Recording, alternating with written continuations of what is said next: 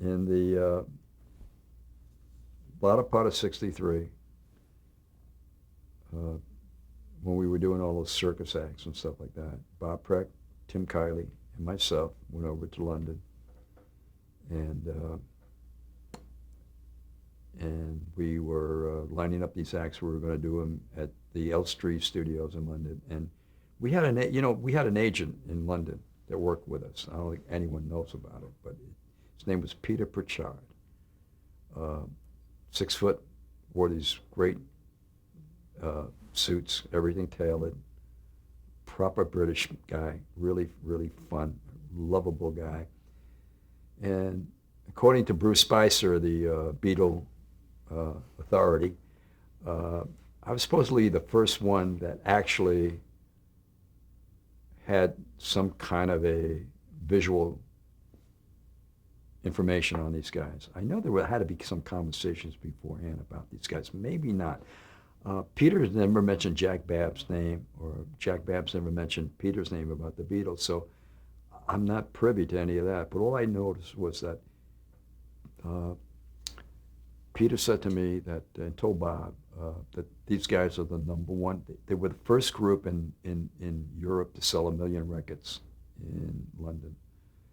And there's a group called the Beatles, and they're going to be monsters.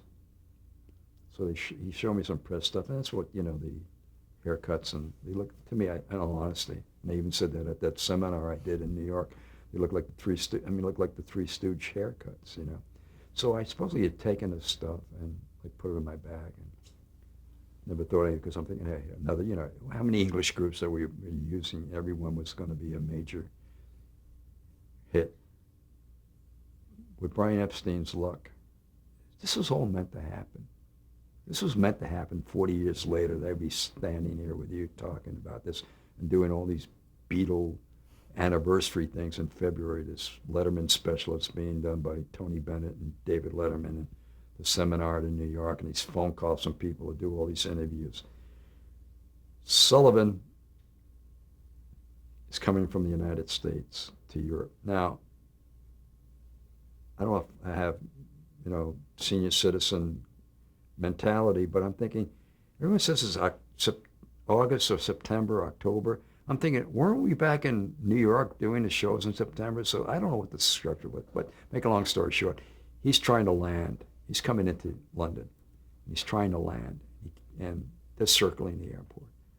And he's thinking, what is going on? Like the Queen of, I think the Prime Minister was coming back from somewhere, and the BOAC pilot, the Pan American pilot, thought it was him and whatever.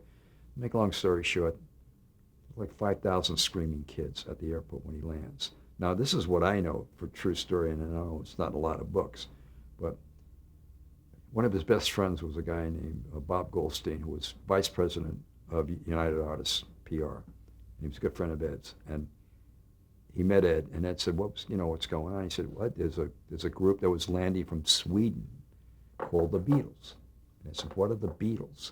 He said, well, this is like a music group. And Ed he said, I want to meet them, which I don't think he ever did. So he put this in the back of his mind. I'm saying Brian Epstein was born under a star, because Ed's still in London. And 3 days later, they do the Royal Command performance for the Queen, and they are like the hit of the show. And Ed's seeing all these news clips, really, these things happening. Now, here's where the Ed Sullivan magic, the Ed Sullivan intuition, the Ed Sullivan chutzpah, is it? Sicilian chutzpah, okay? It's starting to happen. He puts this on the back of his mind. Now,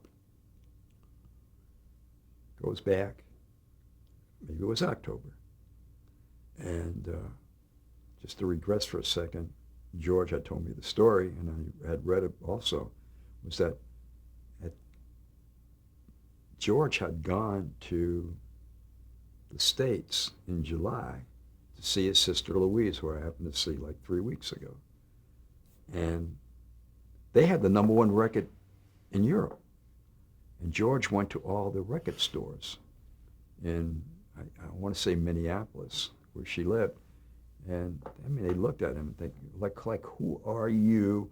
And who are the Beatles? And I don't know what you're talking about. I don't know what I want to hold your hand is. But George went back and said to the guys, the boys, as Brian would say, the boys, and said, hey, man, hey, mates, they don't know us over there. This is ridiculous. No one knows.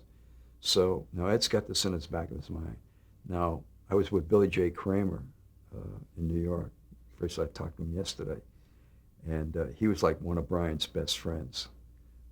And he was like one of Billy J. Kramer in the Dakotas. And Brian came over, and Billy was with him. We were going to, I think, now, I was in the impression when he came over with Billy that that Billy was doing the Ed Sullivan show in December, but Billy told me he didn't do the Ed Sullivan show till February.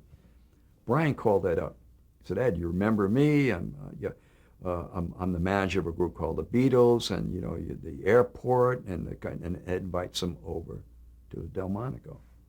Bob Preck doesn't know anything about it.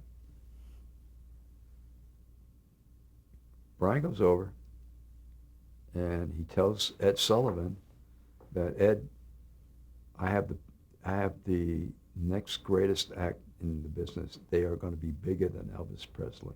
And I went, yeah, right, okay. He went through it. He sold that on the deal for 2 shots in February. He said February 9th and 16th that he promised that Capitol Records was going to put out this song called I Want to Hold Your Hand, and that he was going to get $50,000 from Capitol Records to promote it. And by the time January was here, that they were going to be the #1 record in the United States. And I says, okay, well, let's do February 9th and 16th. So he calls Bob Precht in the office. He says, Bob, I got this Brian Epstein. Bob didn't know who he was. I remember who he was or whatever. And he said, I just made a deal with him on a group called the Beatles. Now, I think Bob may have had some conversations with Peter. I don't know if he had them with Jack, but I think he may have been aware, but not really aware. So he came back. I was in the back. And he goes, what was that group that Peter talked about? He said, that stuff. And I said, I mean, the guys with the kind of funny haircuts and stuff like that. He said, I think they're managers over at the Delmonico. So Bob goes over there. Well, it seems that Ed had already done the deal without Bob.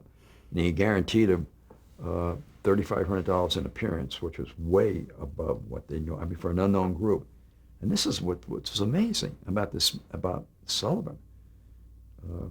Guaranteed him top billing, which we never gave.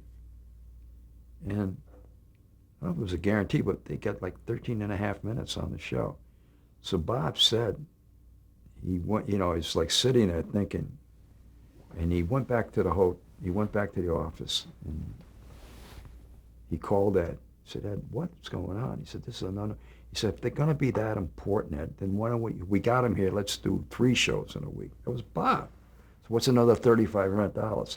So basically, Sullivan Show, all we were responsible for was $3,500 an appearance and their airfare from London, which we had to deal with Pan American. I think Capitol may have paid for their hotel, the Plaza. So now it's a done deal. Of course, the record comes out in January. Bang! It's like, but it was interesting, and this is what I found out from Bruce Spicer, the Beatle guy, or Martin Lewis, the PR guy, is that they were going to be on February 9th. Like the first week in January, he mentioned something to the kids in the audience, like the 16th, like, hey, the Beatles are coming to the United States. And it's like by the 23rd or 30th, we had, I'll tell you what we had. We had 50,000 requests for tickets. And your audience? 720 people.